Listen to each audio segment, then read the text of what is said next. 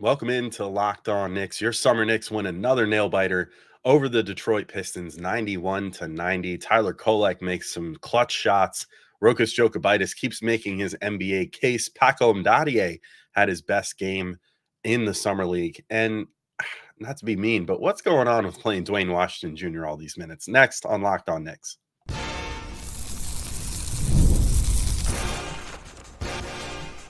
You are Locked On Knicks, your daily New York Knicks podcast, part of the Locked On Podcast Network. Your team every day. All right, welcome in to Locked On Knicks. This episode is brought to you by GameTime. Download the GameTime app, create an account, and use code LOCKEDONNBA for $20 off your first purchase. Terms apply. And I want to thank you guys for making Locked On Knicks your first listen today and every day, whether you're checking us out on your favorite podcast platform or taking in the sights and sounds on YouTube. We appreciate you making us part of your daily routine. Make sure you hit that auto download function on your favorite podcast app or the notification bell on YouTube so you never miss an episode. I'm Alex Wolf. I'm editor-in-chief of Knicks site The Strickland, which you can find at thestrick.land. And your Knicks, your summer Knicks, win another one. Get back to 500, 91-90 over the Detroit Pistons. And this game, it was a similar story. I mean, I feel like every single Knicks game so far this summer league pretty much has gone, the Knicks get out to a lead, the Knicks blow said lead, and then in the case of the first two games, they lost, and in the case of the last two games, they pull through and they win. So it's good to see the Knicks, show a little fortitude again, the ability to, absorb getting come back on and, finish off a game. Tyler Kolek, I'll give the first shout out. I mean, once again, second straight game, the Knicks needed some buckets down the stretch and he got them for them. Just went out there and just got a nice mid-range shot to fall, got a nice little sort of like floater to fall when the Knicks really needed some buckets, made what ultimately ended up being the winning shot of the game, put the Knicks up 3 with like a minute 20 to go. Then a whole bunch of chaos ensued to finish the game. And, there's a lot of turnovers and a 5-second violation and all kinds of stuff that ultimately led to the Knicks. Well, I guess I should give the other game ball here to Dmytro Skapintsev, who had the defensive play of the game to end the game and defended Marcus Sasser, who was going for a game-winning shot. Got a really good hand up on him, and it clearly affected Sasser's shot. It went short, and the Knicks won. So really good to see. But I'm going to start with just, I mean, I hate to, it's tough to go in on someone in summer league because everybody's playing for a job here. So I'll direct this more at the coaching staff, I guess. But like, what are we doing with Duane Washington Jr. at this point? Like, I don't understand it. I don't think that he's going to have a two-way contract with the Knicks again this year. Maybe he ends up on the Westchester Knicks again. But I don't really know what's happening as far as what his role is and what it means on this summer league team. Everyone else you can understand, like Kolek, you want to get minutes, you just signed into a big second round deal. Hook Porter, you want to get minutes because you're trying to develop him on a two-way contract. Like, he's going to be spending time with the Westchester Knicks. These are probably going to be some of his teammates. Like Daier, you just invested a first-round pick in. Rokus, you're trying to make a informed decision on if you want to sign him or not. Like, there's all kinds of stuff going on here. And Duane Washington Jr., they just keep putting him back out there. And like, it kind of stinks because, the thing that stood out to me the most in this game, even with some of the young players having a lot of great moments, was that they just threw Washington out there. And for the whole second half, basically, he was just basically turning it into like the Duane Washington show. Every time he was in, it was like he would get the ball, he would just dribble the air out of it. And then, maybe at the last second would try to pass it to someone hot potato style, to try to, I guess, get an assist. Like, I don't know if he's just trying to pad numbers at this point, like, which maybe because, I'm sure that, they send stats and tape around, but I don't even know how it's benefiting him to play the way that he's playing right now if he's trying to land, anything like an NBA contract, because he's not an NBA level scorer. So he's going to have to start showing things other than that. Maybe it's to try to get a deal overseas. Like, I don't know, but it's just interesting to me to see that, you had a guy like Rokus who was playing really well, I think, in this game, and probably made a case to close the game with Tyler Kolek, because that look has actually been working pretty well for the Knicks the last couple games. And then they put Duane back out there, and it just, I think it all hit the fan after that. That was kind of the point where the Pistons started making their comeback in earnest and almost pulled it off until Kolek was able to put it away down the stretch. So I don't know. Again, I hate to start with, kind of crapping on a guy who's fighting for his career at this moment, but it's more just on the coaching staff. I'm like, limit him to like 15 minutes a game or something. I don't know. Like, give the guys that you're trying to get an actual look at more minutes, especially closing minutes. Like, I don't know. It doesn't make any sense to me. But let's talk about Dmytro Skapintsev real quick. So 17 points, 10 rebounds, 2 assists, 1 steal, 3 blocks, 6 of 10 shooting in 21 minutes. Now, I mean, I guess this is kind of an interesting segue, right? Because I'm talking about one guy in Duane Washington Jr., who's an older player who I'm like, I don't know what the Knicks are doing, because what are you trying to invest in here? Skapintsev, I'm like, I'm almost ready to make some sort of investment in. Like, I think he's had a really good summer league to this point, and the Knicks have had him quietly the last couple of years on the Westchester Knicks on the G League team, and I think signed him, if I recall correctly, signed him for like 2 days last year to the big club on like a 10-day contract or something, and he might have gotten like half a second of NBA action and garbage time in one of those games, but has not really had his NBA chance yet. But once again, I just found him to be very impressive. 17 boards, 10 rebounds, 2 assists, 1 steal, 3 blocks, 6 of 10 shooting. Like, I know he's 26 years old. I know his G League stats in Westchester were actually really bad. Like, if you go and look at them, he only shot like 50% from the field, which is not great for a big.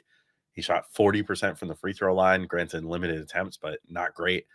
And I'm like, I'm looking at those stats and I'm like, I don't know how that jives with the player that I'm seeing on the floor right now, who seems to have a really soft touch around the rim. He has the little mid-range shot from about the free throw line that seems like it's going in really well for him right now. And just in general, the footwork is fantastic. The defense, I think, is showing improvement every single game. Like, I don't know, 17 points in 21 minutes is pretty tough to contend with. Like, you can't really say that that's a fluke. Like, he's scoring like automatic against this level of competition right now.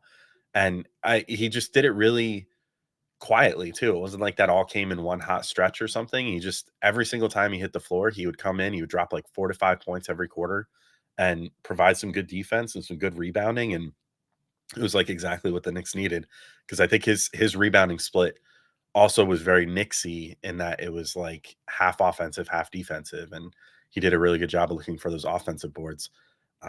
And his footwork, I mean, I'll say it again, like, just continues to impress me. I think that he has really, really good footwork around the rim. He gets the ball and he's very good on his pivot foot. He's good at kind of, looking one way, going another, and finishing a play that way or just passing out of it. Like, I don't know. I really like his game. I think that he's old, obviously, for a guy who could be like I don't know if you would still call him a rookie if he technically played like a minute of NBA basketball last year, but he would be rookie-esque. And, he's kind of old for that investment, but stranger things have happened. The Knicks had a 35-year-old international rookie one time with Pablo Prigioni. So, like, it's not unprecedented. I just I think they should go ahead and I think give him a two-way contract if they can figure that out, and try to get him some time with the NBA club. And who knows? It's a long shot, but maybe he ends up being another, Isaiah Hartenstein type guy that, you think is one thing when he comes in, and then you give him the Tibbs for a little while and he turns into a really productive player. Certainly the footwork and just the raw ability seems to be there.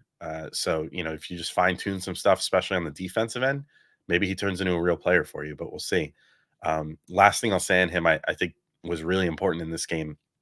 He did a really good job of limiting his fouls and making impact defensive plays still. Like, he had the 4 stocks, but also only fouled, I think it was twice, which you couldn't say for Hook Porty in this game, who had 5 fouls in 19 minutes. And I think when he was out there, especially in the second half, was getting targeted by Detroit as like, go get this guy, because if you go after him, then, you're going to get a foul call. That definitely didn't happen with Dmytro. So, yeah, I really like him. I would definitely bring him back if I were the Knicks. Like, I don't see why you don't. If nothing else, he'll probably stick in the Westchester system, but if you could find a way to sneak him onto a two-way deal I think I've seen conflicting reports on if Jacob Toppin had like a two-way option that was picked up or something, but the two-way deals don't count towards your normal salary cap, so you can kind of rotate those as much as you want. I mean, I would say if they could pull it off and they could have Hook Porty, Skapintsev, and then, if you could talk Rokus into it, Rokus on that third two-way deal, otherwise getting McCullough on that deal, I think is more likely, especially because he didn't play in summer league. Like if you could do that, I think you're in really good shape with those two-way spots with guys that have actual potential and might turn into something for you.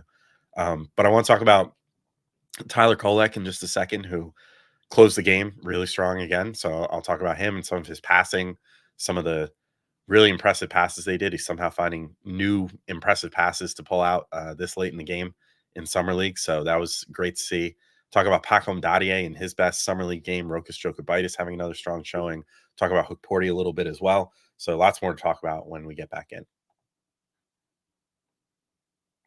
But first, I got to let you know about our friends over at GameTime. And GameTime is an authorized ticket marketplace in Major League Baseball, which makes getting tickets faster and easier. Prices on the GameTime app actually go down the closer it gets to first pitch. With killer last minute deals, all in prices, views from your seat, and their lowest price guarantee, GameTime takes the guesswork out of buying MLB tickets.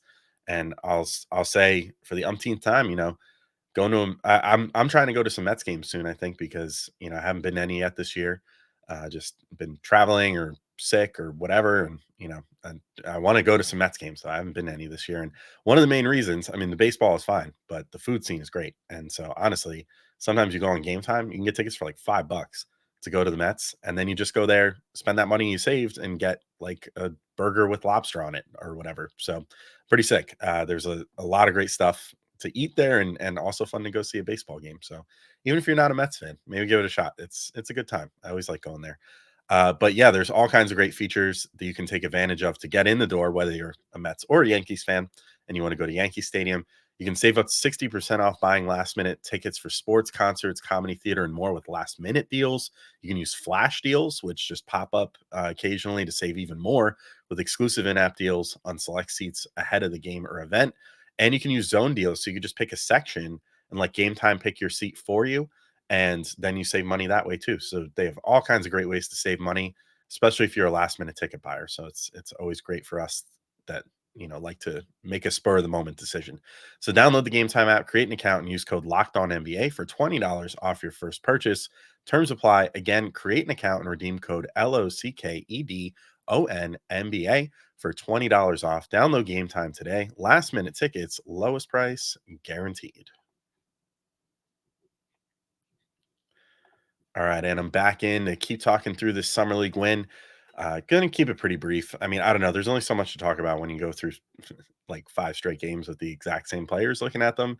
So I'll just kind of try to get into things that I saw that were a little different for some of these guys that we've talked about a lot, like Tyler Kolek. So Kolek had 8 points, 7 assists, 1 steal. He shot 3 of 9. I mentioned already. I mean, the shooting line doesn't look all that impressive, and it honestly wasn't, but the fact that he took it in his hands again to just win this game for the Knicks, I thought was big. I think he's really trying to establish himself as like the leader of this rookie class, which is the biggest Knicks rookie class that they've had in 3 years. So, it's a lot of guys that are probably going to grow up together a little bit here. Um, as far as they're going to have, I mean, at minimum, they're going to have Kolek, they're going to have Dadier, they're going to have Hook Porty, and they're going to have McCullough this year, presumably. So they're going to have 4 guys, possibly Rokus as well. So this could be a 5-man rookie class that maybe gets a decent amount of time together in Westchester as well. So I think the Kolek's kind of trying to set the table for, being the leader of that group and, taking charge in these games, which is great. He's got a really good demeanor in interviews and stuff too. He's got a very team first mentality. It seems like it's very Jalen Brunson-esque, honestly, where he just kind of credits his teammates for everything and you know limits praise for himself to prop his teammates up and stuff. So that's always good to see. Um, as far as the passing went in this game, I thought that we had seen so many great passes out of him. The passes to trailers, the passers out of the pick and roll, all kinds of great stuff that I thought like, oh, we've probably seen about as much as we're going to see. And then he busts out a headline stealing driving 360 pass to Duane Washington in the corner for a three, just drive straight down the lane. And then it was tough to even tell because he did it so fast, but it's almost like he faked like he was looking towards the right corner and then just jumped and did a full 360 in the air, or like a, I don't know, maybe not quite a 360, maybe more like a 180, whatever, but just takes a nice spin in air, kicks it to Duane Washington in the corner for a three. That was a gorgeous pass. Definitely the more sports centery one. But to me, there was another pass that stood out a little more, which was earlier in the game, I believe, both those passes were fairly early in the game. But the one that got me was he was bringing the ball down. He goes to the left side of the floor and he gets double teamed. It was like a soft double, but they definitely threw a double at him to try to get the ball out of his hands. Clearly he's getting the respect of the opposing summer league teams now. So trying to get the ball out of his hands. And so he gets over there, defender shading over to him from the corner, and then he's got his primary defender on him, kind of locking him up to the right. They both get their hands up. He sort of stops, and it's like, oh man, I think this might end up being a turnover here. But the defender that was helping notices, well, okay, I have to start shading back to my guy now in the corner because this guy can make that pass. So he starts going over. Kolek reads that situation in real time, and the only way I could think of to describe it, like it was two defenders that were bigger than him, which is a low bar to clear because he's a smaller guy.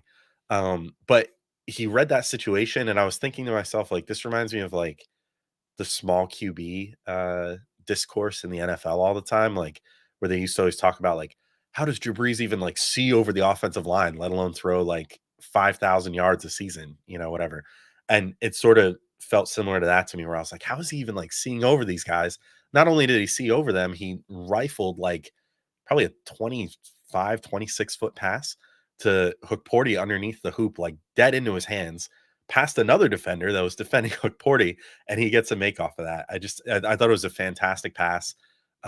Just another example of how this guy just has such a sense for where to fit the ball in and how to fit it there, even at his smaller size. I mean, it's definitely clear to me why the Knicks valued him the way they did. I think that he's probably, I mean, I don't know that he's going to get a lot of chances to prove it in the NBA this year, but there's probably a decent case to be made. He might be the best passer out of this draft class, um, which is crazy. But it's obviously the other things that hold him back a little bit and made it so that he slipped to the second round. But yeah, I get the hype. I think he's going to be really fun in Westchester this year for the minutes that he gets. And if at some point he cracks through in the rotation with the Big Knicks, I would not be 100% surprised. Like if he took the spot of Campaign or something, if Campaign was going to be getting some backup minutes for the Knicks or whatever, that wouldn't totally surprise me. But a guy who has a little more of an uphill battle towards getting minutes in the NBA, not a little, a lot. I think that he's going to have a much harder time than Kolek or pretty much anyone else on the team this year of getting minutes would be Pacome Dadiet. And I mean, I don't mean that as an insult. I just mean he's got a lot of things to work on, a lot of things to adjust to in the NBA game, which has become pretty apparent during the summer league. I'm less and less thinking that we're going to see a signature 25-point game or something in this final game. I thought that one was going to come for him after that first game where it seemed like everything was flowing well, but the shots weren't going in. At this point, I'm starting to think like it seems like teams figured him out a little bit. He was definitely turning the ball over more or losing the ball more off his dribbles in like games 2 and 3. This game, it didn't seem like they gave him as many opportunities in that regard, which I thought was good. And they sort of simplified his role. And it seemed pretty obvious that they were like, hey, let's just work you off ball a little more this game. Let's not have you, getting the ball and just having to figure things out. And go figure, I think he had his best game of the summer league so far. He ends with 12 points. He had 5 boards, shot 4 of 8 overall. And when you consider he shot 0 of 3 from 3, he shot 4 or 5 on 2s, which is great. I think that they basically turned his role into, let's just get you cutting to the hoop, and maybe we'll kick it out to you for 3 or whatever, but mostly we're gonna have you do cuts and get to the hoop and do that. And let's just get you some easy finishes. Let's let you see the ball go through the hoop. Like, let's get your confidence up a little bit. Now, maybe they give him a little more freedom now that he's had this kind of good game to, try one more time to, be a creator or whatever in the last game. But I wouldn't be surprised if they start sort of paving the way for being like, hey, your path to getting minutes at some point, like in the next few years in the NBA is to just become like a good 3-point shooter, a good cutter, and a good defender. Like if you can do those 3 things, then you're going to be in good shape for the rest of your career, no matter what. And then from there, maybe we can work on the superstar stuff. Like it would, honestly, it's sort of an OG Anunoby path where you say, focus on your defense, focus on your shooting. I remember Anunoby came into the NBA, if I remember correctly, with a little more hype as like a creator as well, after being in Indiana. But like he was coming off that torn ACL, which is why he fell into the 20s. A lot of people have thought like he was a potential lottery pick that year because of the creation and stuff. And we've sort of seen over the course of his NBA career, and even with the Knicks, like he's not necessarily a guy you want to just hand the ball without a plan, and be like, hey, figure something out. And that might end up being Dadier's ultimate, landing point as well. I don't think that is where he's going to land. I think that he definitely shows some good ball handling instincts. I think he just has to tighten things up. He has to keep practicing. Seems like he has a great work ethic, so I have no doubt he'll get there. But for now, I think the Knicks, it seemed like in this game, are sort of trying to zero him in on just like cutting and the little things more so than the big picture of like potential superstardom, which is good. And, I think that he did really well. He got, I think all of his points came off baseline cuts where he came from the right corner and came in. At least 3 of the buckets were, maybe the 4th was too. But he, a couple of them were layups. One of them was a dunk, I think. Like it was good. It was a very solid performance. And, I think that that's probably what we'll see in the final game, and probably what we'll see in preseason and stuff like that. And probably like anytime we see him on the floor this year, I feel like they've now kind of made a decision of like, let's zero in on the little things. But, that remains to be seen. But I'm really curious to see how he's going to look in preseason with a whole offseason of work. I still really like his process. I love how he moves on the court. I think his instincts are great.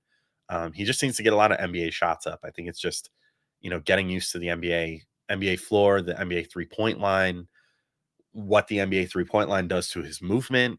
Like it means he's got to be a couple more feet out to start a possession. He has to rewire his brain to the NBA instead of the Euros and FIBA play. So we'll see how that goes. But I have high hopes for the kid. I do think that he looks really good. And we'll see what this final summer league game holds for him.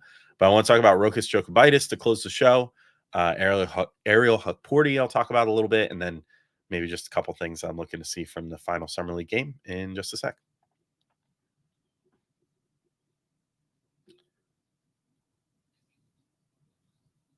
All right, and I'm back in to keep talking through this summer league win for the Knicks. Again, 91-90. It was a nail biter over the Pistons. I mean, I know the results don't really matter, but it's still nice to see them get to 500. And Kolek, even after the game, was like, it was asked like, oh, what else do you want to accomplish, this summer league? And he was like, we want to get over 500. I'm like, good. It's good to see that matters to these guys. They're competitors at heart. So of course they're gonna take it to heart if they're if they're not winning as many games as they want to, especially this team that lost 2 super tight games that they had leads in to start this summer league. Like there's a real case they could have been 4-0 at this point and possibly going into the summer league playoffs. So, but anyway, let's talk about Rokus Jokubaitis again. So he's been, I mean, I think I've come around on, Gavin said this a couple episodes ago, but he was like, I think Rokus, or maybe I forget if he said that on the show or if he just said it when we were talking before, but either way, he said to me the other day, I actually think Rokus might be the most NBA ready guy to me over Kolek right now.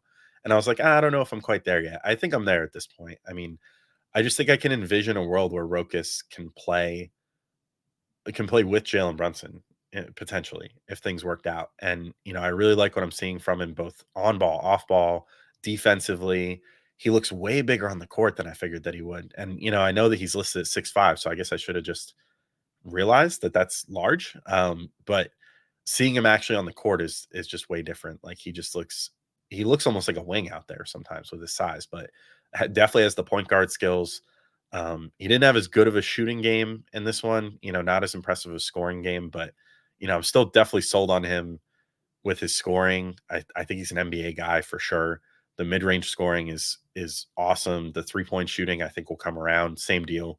He's got to get used to the NBA 3-point line too. So that'll take, this off season. If the Knicks do sign him, I'm sure he'll get up a million NBA threes and be more ready for that come this season. But, it'll take a little time to rewire that. But the ability to break down a defense, the patience that he shows. I mean, the passing really stood out to me in this game. The most impressive one to me was Unfortunately, not an assist thanks to the missed shot, but there was just this one possession where the Knicks were in like semi-transition, coming down the floor, and it was like even numbers, I think, or it was either 3-on-3 or Knicks 3-on-4, I think. But the Knicks had three guys down the floor, and whoever it was that was bringing the ball down kicks it over to Rokus on the right side, who's basically by like the 3-point line over there, and he just made this beautiful read where it was almost a touch pass, but he held it for just that like split second extra that he had to keep the defenders guessing, where he kept his own defender guessing, and he kept the eyes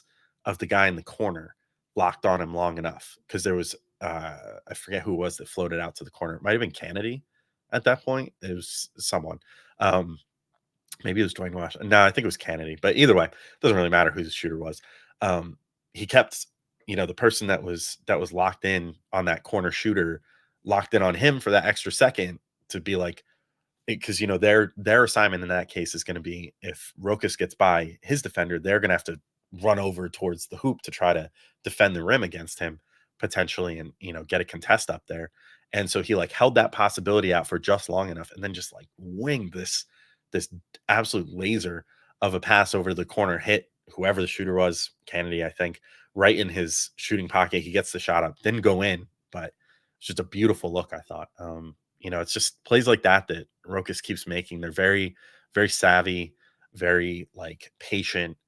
And I think he's just got to figure it out. Like, I've said this like 3 or 4 times already during the summer league, but I'll just say it again. Like when he came over for his first summer league in 2021, I just remember watching his first game and being like, oh man, like this game is moving way too fast for you.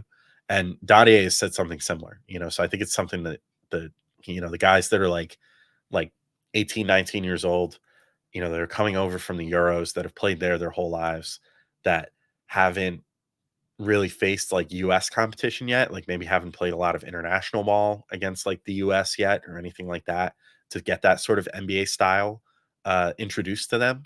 It seems like guys have a little bit of a hard time getting used to that speed of the game and letting the game slow down for them so that they can start processing everything.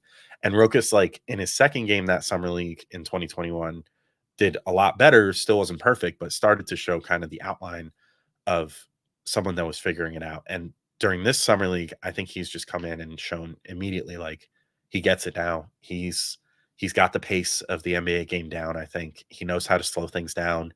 He knows how to be fast when he has to be fast. He knows how to make those split second decisions. He's shown a lot more on defense than I thought we were going to see from him. And I don't know if that was just me assuming what he would be on defense. I didn't really watch a ton of his tape overseas. But I think he's shown a lot more defensive promise than I was expecting out of him, because most of his reputation is what he does on offense. And I think he's fully NBA ready. I think at this point you gotta get him over and get him on the Knicks this year. Find a way to do it. Maybe see if you can talk him into that last two-way spot, even if it means cutting ties with Jacob Toppin, whatever. Like, I'm not fully sold on Toppin being an NBA player. I do see an outline there where he could be like similar to Obi, where he could be like a bouncy guy that hits threes and plays okay defense. They play very similar to one another, honestly. So it's not that hard to see where in a couple years, when Jacob Toppin reaches roughly the age that Obi was when he came into the league, that could be on the table. But I think Rokus has way more potential. Like, if you've got to cut ties with someone like that to make room, if it means that Skapintsev doesn't get a spot, it would be sad. But whatever you got to do, if you can convince him for a two-way deal, that's best case scenario, I think. Because then, as long as you can work like a second year option into it, and then hopefully sign him to like a real second round pick contract next year. I don't know how that rule would work if you sign him to a two-way first, if you get the same rights to sign him to one of those like Kolek style deals where you can pay him like $2 million a season for like 4 years. But honestly, I would give him one of those deals today too. I can understand if the Knicks maybe want to keep their 15th roster spot open, once they do whatever they're going to do with spot 14, which is probably either re-sign Precious Achiuwa or sign and trade Precious as part of a deal to get another center, or whatever the case may be. If Deuce McBride ends up being part of that, I'm 100% like, you got to sign Rokus then, because he's the closest guy I think that can give you that on and off ball juice that you want while also playing. Again, he won't play deuce level defense, but play decent defense. Like, I think for sure you got to sign him to a full NBA deal at that point. But I would look to sign him to that 15 spot regardless, even if you're trying to leave that 15 spot open just for emergencies, to keep salary down, to preserve your taxpayer mid-level exception that you could then use later in the season. There's a lot of, or, if there's a surprise cut during training camps or something, maybe the Knicks want to hold on to that exception just in case of that. Like, there's all kinds of reasons that they could, want to hold that 15th spot, but I think Rokas has shown enough that they need to get him on the roster one way or another. I don't think you can be like, go back to Europe at this point. I think he's shown enough to be an NBA player at this point. So yeah, hopefully they do that. Then Ariel Hukporti, 11 points, 8 boards, 1 block. He shot 4-7, but had 5 fouls in 19 minutes. I did think this game was kind of a step back for him. I think Detroit was definitely targeting him, knowing he was kind of an easy mark for a foul, which is not great, especially in the second half. I thought that they were really going after him.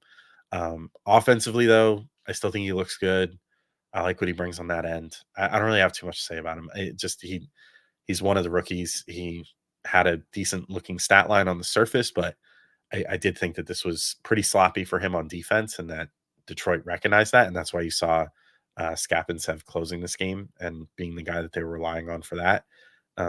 I think Hukporti's going to make he'll make his living with the Westchester Knicks this year, and hopefully he'll get some valuable learning in. So I guess we'll see, what ends up happening there. But I still like him. I just think he's definitely got a lot to work on, especially on the defensive end, before he'd be ready to contribute to the big Knicks at any point, anytime soon. So anyway, there's one more summer league game to go here. So we'll watch that and then have a recap probably on Monday for that. I think we'll take tomorrow off and then come in with a summer league recap, probably final summer league thoughts.